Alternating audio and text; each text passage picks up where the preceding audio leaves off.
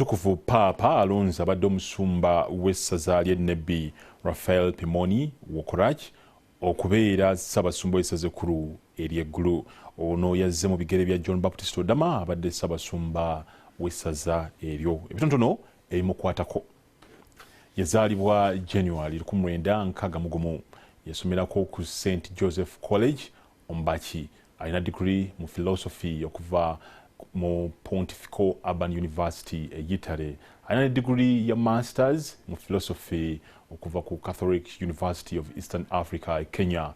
Mu 1993 yafuna Obwa Faaza Nebbi. Aweererezaako mu Mawanga, Omuli DRC, Togo, America n'awala mu 2022 Paapa Yamulonda okubeera Omusumba w'Ennimi mu 2024 Alondeddwa kuba Ssaabasumba w'essaza ery'e Gulu.